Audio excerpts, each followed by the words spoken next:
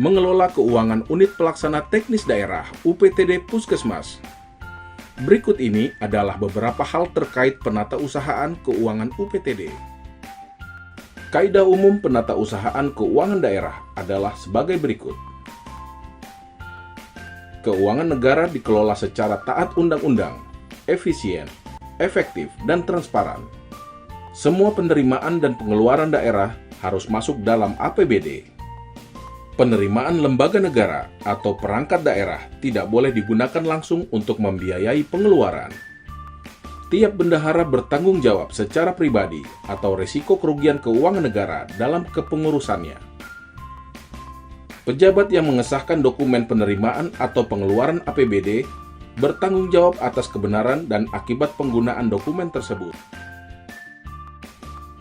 Aturan pengelolaan keuangan daerah ditetapkan untuk menjaga akuntabilitas penggunaan keuangan daerah.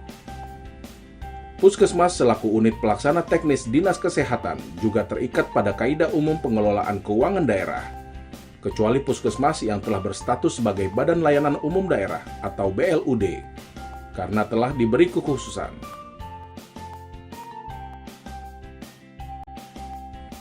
Langkah-langkah pembukuan saat penerimaan tunai adalah sebagai berikut. Berdasarkan bukti penerimaan atau bukti lain yang sah, bendahara penerimaan pembantu mengisi buku penerimaan dan penyetoran pada bagian penerimaan, kolom tanggal, dan kolom nomor bukti. Kemudian, bendahara penerimaan pembantu mengidentifikasi jenis dan kode rekening pendapatan. Bendahara penerimaan pembantu mencatat nilai transaksi pada kolom jumlah.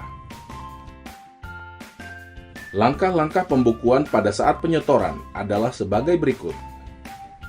Bendahara penerimaan pembantu membuat STS dan melakukan penyetoran pendapatan yang diterimanya ke rekening kas umum daerah. Bendahara penerimaan pembantu mencatat penyetoran ke kas umum daerah pada buku penerimaan.